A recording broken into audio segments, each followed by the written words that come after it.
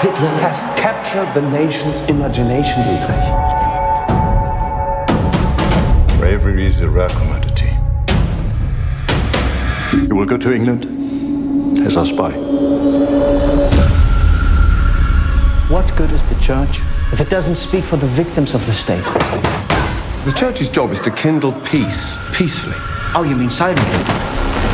I need you to understand that your life will not be the same after I speak these words. We have devised a plot to assassinate the Führer.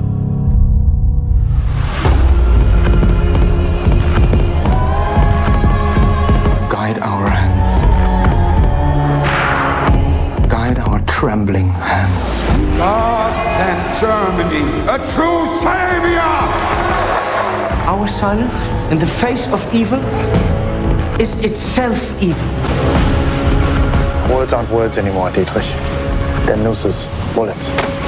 This is a trigger that cannot be unpulled. Will God forgive us if we do this? Will He forgive us if we don't?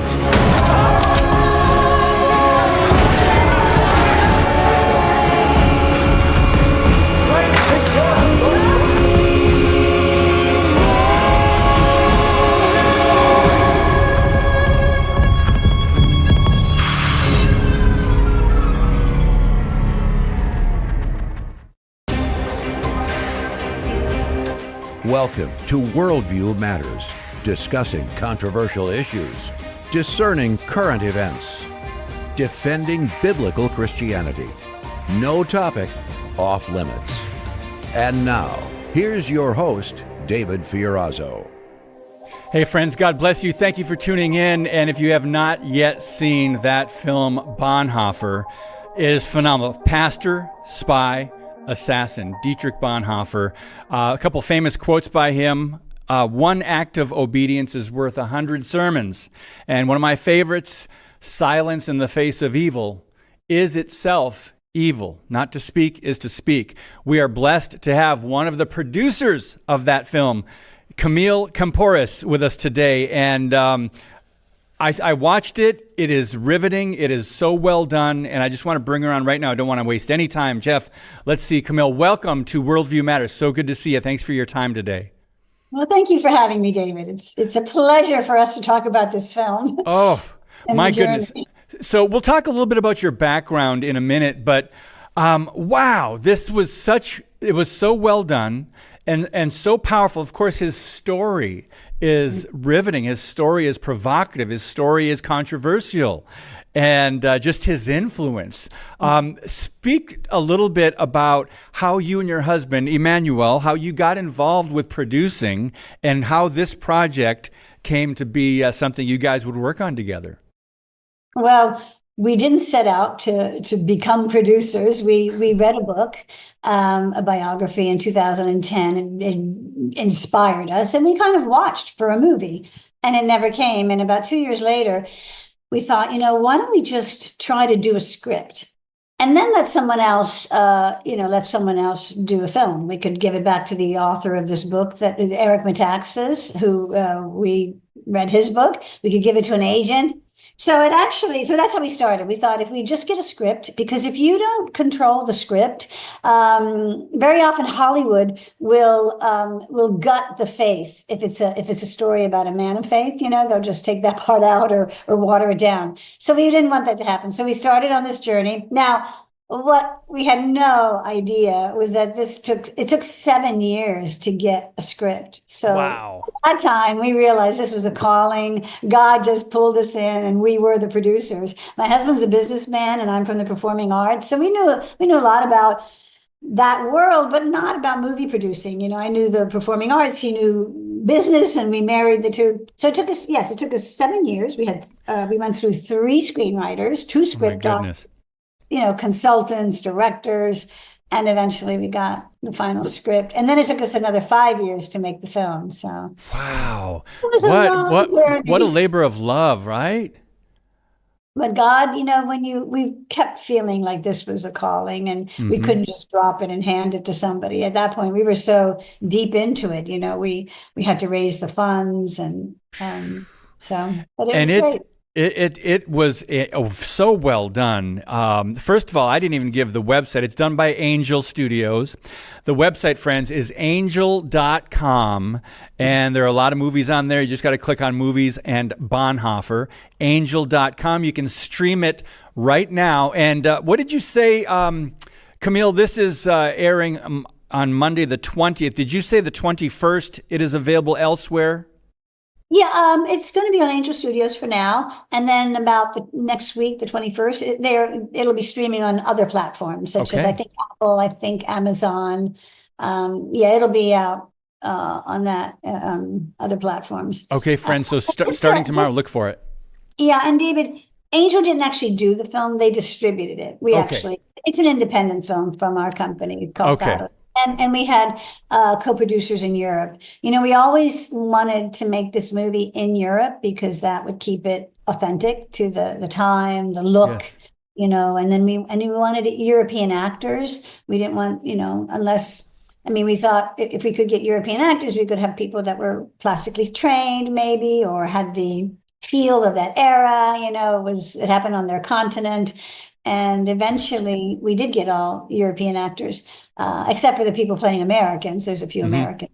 Adam Clayton Powell is an American actor. He plays the pastor, Adam Clayton Powell from Harlem. And then it was amazing to see the craftsmen that God brought to us. These are all Hollywood veterans who worked on this film. Our director of photography, which is a very important position on a film, is John Matheson, who's a legend. He did Gladiator, Gladiator 1 and 2 he did. Wow. We had amazing craftsmen. And that's because our screenwriter, Todd Kormanicki, is a lovely man. He's a Christian, but he's also a Hollywood insider. And, it's very relational in Hollywood. So he was able to get a lot of people to come on board with us. Yeah. Wow. I was just so impressed with this project. You would have no idea it's an independent film. But I want to ask, it was filmed in Ireland and Belgium. And it looks so authentic to the time frame, to the time period, to World War II in Germany. And it just looks so well done, and it was phenomenal. I can't speak more highly about it. That's why I'm so glad I was able to see it before talking with you.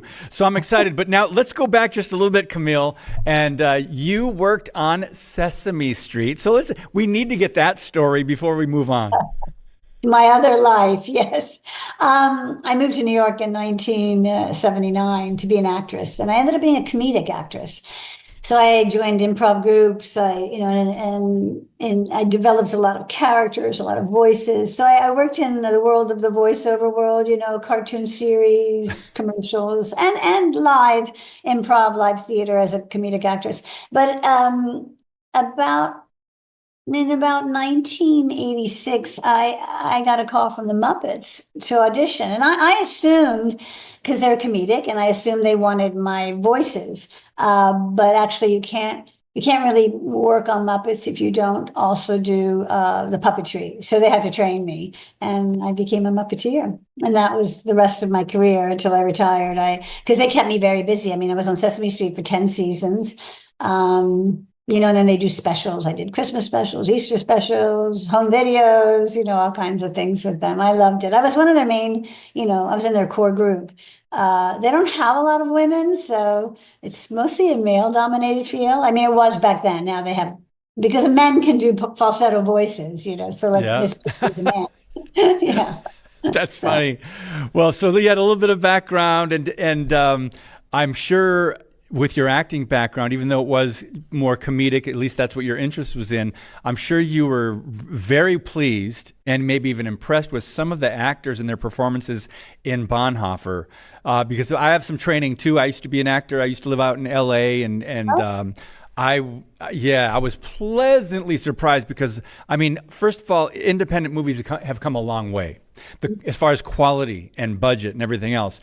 But as far as the acting goes, kudos. So would you care to speak to that before we move on to the story of Dietrich Bonhoeffer? The story or the acting? The acting. Speak to, if you'd like to talk about that. Well, we were very fortunate again. It was such a blessing from God. He just dropped these amazing people in our lap. But years ago, because it took 12 years, right at the beginning, we were introduced to a wonderful casting director. It's a husband and wife duo in England. They're well known in England. They've been in the business 40 years. It's John and Roz Hubbard Casting. And they just picked the most amazing people, and they brought them to us who auditioned. They would send us amazing theater actors. So actually, if you look at the film, every single person is a great actor. I mean, even if you have one line or no lines, they still have, we all had a very high bar that we wanted. And they were just, the people they sent us were amazing. I mean, there's one scene. Do you remember the scene? I don't want to give too much away, but when Niemöller is having dinner and with his wife and his child, and Dietrich shows up. I don't want to tell you what happens there, but you remember that scene? Niemöller. Yeah, absolutely. Niemöller is played by August Diehl, who is a phenomenal actor. He was in The Hidden Life. He was in Inglourious Basterds. He's well known. Well, his wife, I mean, she says almost nothing in this scene. And you watch her and you say, oh my gosh, what an amazing actress. She has a couple lines, but, just everyone is a great actor in this movie. Yeah. Well, the emotion, you don't need a lot of lines to, portray something that's riveting. And she does. Yeah, she did a great job. Was that the scene right before he was arrested or taken away? Yes. So let's talk about the story now, the background for those. There may be, not many, but there may be some in our audience that aren't familiar with the whole background of Dietrich Bonhoeffer. I mean, he wrote The Cost of Discipleship. He was a preacher of love and unity, and he ended up to be about 1/3 of the pastors over there that resisted Hitler, and Bonhoeffer was one of those in the confessing church. But at first, he was just, following Christ, and he got tired of religion. And then there was a little change in his life when it comes to his disappointment with religion. And could you speak to that? Because that formed who he was, and that was part of his journey. So he was absolutely brilliant. So by the time he was 21, he had a PhD, but he had done his doctoral dissertation. It's pretty famous. And he was too young to be ordained. In the Lutheran church, I think you had to be 25. So his family said, well, why don't you go to America and study there for a year? So he did, came to New York, studied at Union Seminary. And this was during segregation. It was 1930. So he wasn't impressed with Union, it was getting more liberal theologically, and he was very conservative. But he met an African-American. I remember, this is segregation. He met this African-American lovely man, Frank Fisher, a fellow student, who said, why don't you come to church with me? So one Sunday, he took him to Harlem, and that really changed his life. He saw people who suffered and still loved the Lord and worshiped, vibrantly, and they suffered in their personal, their daily lives because of segregation. And he was so taken. We really think that's kind of when the penny dropped in his life. When he actually says later that's the first time he heard the gospel. He says he went to America, theologian, came back a Christian. Wow. So that's really, I think, when he became born again, when his knowledge went from his head as a theologian to his heart. So it transforms him. He ends up staying 1 year in this church, and he teaches the little children. There's a scene in the movie where he's teaching the kids. That's true. He teaches the little kids in the Sunday school, and he goes on a trip. He goes on a trip to Washington with Frank Fisher. And they suffer the prejudice, the cruelty of segregation, because here's this white man traveling with a black man. It's not acceptable. So all of that, changes him. I mean, it makes him think. But then he goes back to Germany, and within 2 years, Hitler is in power, and he's hearing the same rhetoric. That there's a person, the government is carving out of society a group of people and marginalizing them. And so as in America, he saw no blacks allowed. Now he's seeing no Jews allowed in Europe. So he right away tries to wake up the church, assuming he very much believed the church would come on board and understand his point and say, of course, Dietrich's right. We should all jump in and help these people. But, the church was being co-opted by Hitler. That's what he means by when he says religion. It had the trappings of of Christianity, but it wasn't, didn't have the power, didn't have the gospel, didn't have the sacrificial love. They weren't serving the Lord above everything else. And that's when he begins to stand against his church, which is the first way of dissidence that he lived. And then the church kept clipping his wings. They fought him. He was banned from Berlin, banned from preaching, banned from writing. His seminary was closed. The underground seminary was closed. And eventually he joined the resistance and fought against the government, on the same issue, which was really the saving of the Jews. So he kind of fought two big battles. One, calling the church back to being the church. Back to Christ. Well, he said his famous line in Cost of Discipleship is, when Christ calls a man, he bids him come and die. Yep. And so, of course, he eventually did die, but he of course means total surrender. Yes. You life. If Jesus said, if you lose your life, you'll find it. That's what he preached. That was powerful. Just that line in the movie too was powerful. I knew the quote before that, but just hearing him in the context and speak that.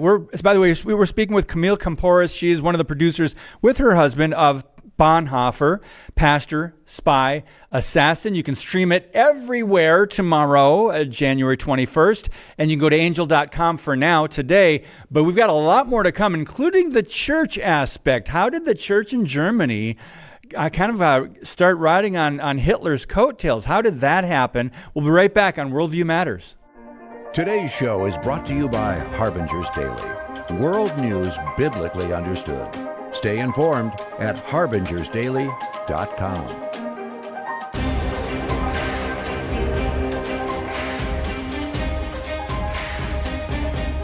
If you're listening to our show via audio podcast, you can help us out by leaving a 5-star review on either Apple or Spotify to help the show rise in the rankings. And also you can subscribe to our brand new YouTube channel. That's right, it's Worldview Matters, David Fiorazo. No spaces. Worldview Matters, David Fiorazo. And make sure to continue to follow us on Rumble and share.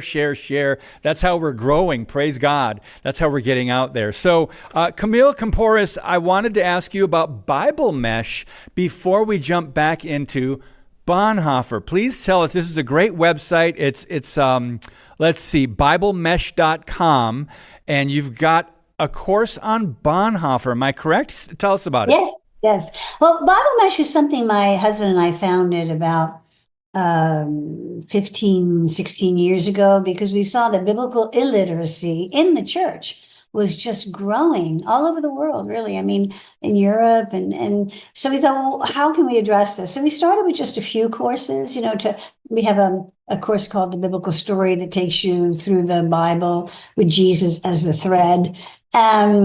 And so we thought, well, we'll just do a few courses. Well, those courses kept growing and growing. We now have over 100 courses, but also you can get certificates, like a lot of missionaries study on our website. They get certificates, or you can get a diploma or a degree. You can get a master's degree. And next, in the spring, we are opening up, I don't know if it's online yet. It'll be called the Alexandrian Institute, and you'll be able to get a PhD as well. But for this movie, we decided, there's only so much. You can't talk a lot about theology in a film, because a film has to show, not tell. It's not a documentary where you just talk.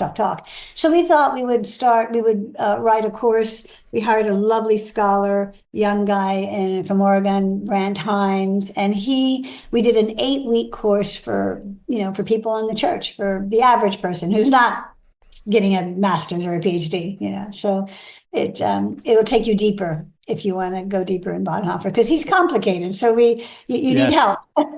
Yes, thank you. That's BibleMesh.com, friends. Definitely check that out. So, Camille, let's go back to when Dietrich Bonhoeffer traveled back to Germany after he was in America.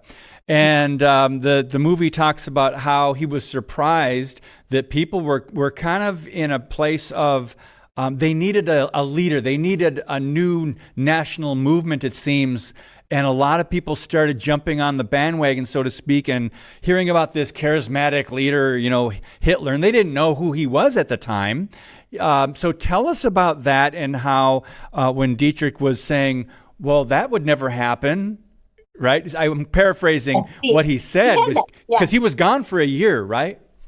But he just said this would never happen. It never happened in Germany to carve out a segment of society like we did in America, with segregation and be so cruel to them and treat them so differently. He said that would never happen in Germany. Well, of course, a couple of years later, it did happen. And he wrote that in a letter. So that we decided to put that in the film because it's actually his words and his thoughts.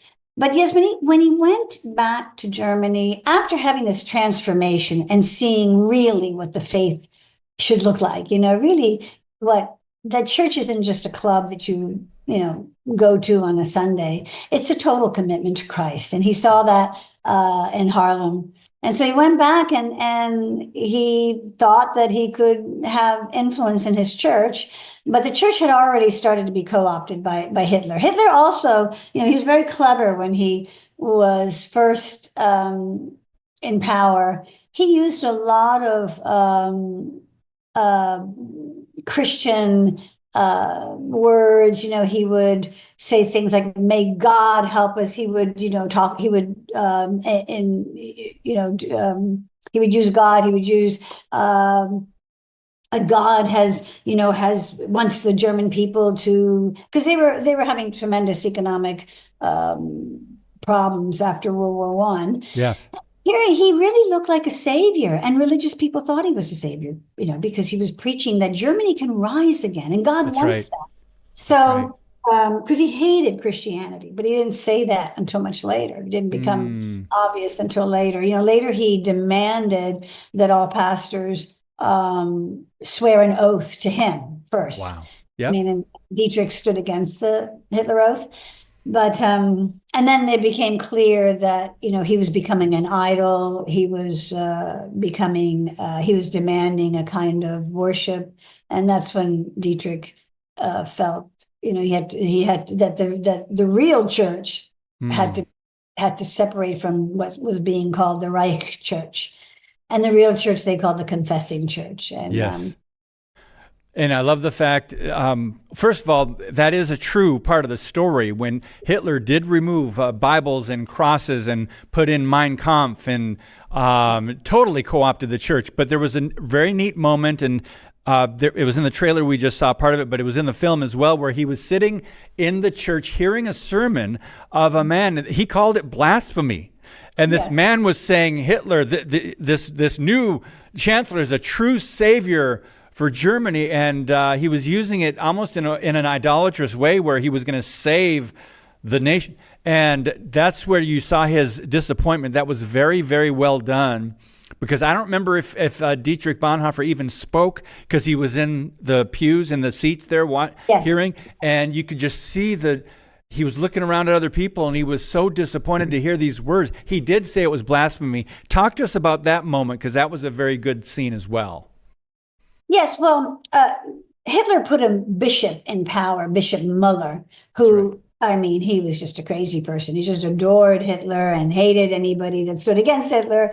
And actually, we took that scene from a very famous, huge meeting it's called in the Sports Palast. That's what it was called, where they have these speakers, talk like that. And so we put it in a church. But yeah, and even the talk in the Sports Palast when it happened, even Hitler said, "Ooh, that's a little too much for right now. We'll get there, but you might," because he wanted to go slowly, not just hit them with what he really believed. He was, what he really believed about Christianity. But anyway, it happened. And so we took it from there. And he really saw that the church was just being swept away by these. It wasn't just this bishop. It was all the people he was putting in power. And of course, if you were part of the confessing church, you were really going to be persecuted. And eventually, Hitler started sending them to the front, sending them to concentration camps, as you saw with Niemöller was sent to a concentration camp. So he allowed it at the beginning, but then if you didn't fall in line, and if you were one of these pastors that was speaking out, you would have been, during the war, you would have been shipped to the front or a concentration camp. So we're running out of time. I knew this would go by fast with you, Camille. How do you think Bonhoeffer, pastor, spy, assassin, fits into the current landscape of film and TV? And boy, do we need more Bonhoeffers today to wake up the church in America, don't we? Well, that's exactly actually why we did it, why we picked this story, why we were so taken and thought this would make a great movie. Because our first dream was to wake up the church, the church that isn't awake. Of course, there's many who are the remnant and who are doing great work for God. But those who are just playing church or are far from God, they honor him with their lips, but their hearts are far from him, as Isaiah says. That was a dream, to wake up that kind of church, and not just in America, but all over the world. I mean, in the West, if you go to Europe, the church really needs to be, to come alive and be awake. And then the second one was to raise up men and women at any age, like Bonhoeffer. Bonhoeffer was young when he had his awakening and did all these courageous things. By the time he was 30, he had done most of the courageous things. And he kept doing them. But by that time, he had written things. He had written Cost of Discipleship. He had spoken out against Hitler. That was all done in his 20s. So our hope was to raise up men and women like him, because in the movie, you see a failed church, but you also see what a real Christian should look like in the life. And so we thought it was the perfect movie to, we showed it to a monk in Greece in a monastery.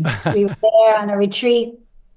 My husband's Greek. We go there every year and we visit this monastery, and we showed him the movie and we had to translate him. My husband had to keep fast forwarding, but explaining it to him. At the end, he said, this movie is like a letter to the modern church, like a letter from Revelation 2 to the church today, a modern day Revelation 2 letter. Wow. And it was just, I think it's prophetic. I think he was being prophetic. What a compliment. I just hope that is what, and for people who don't know the Lord, it's still a powerful movie because it's a movie about courage.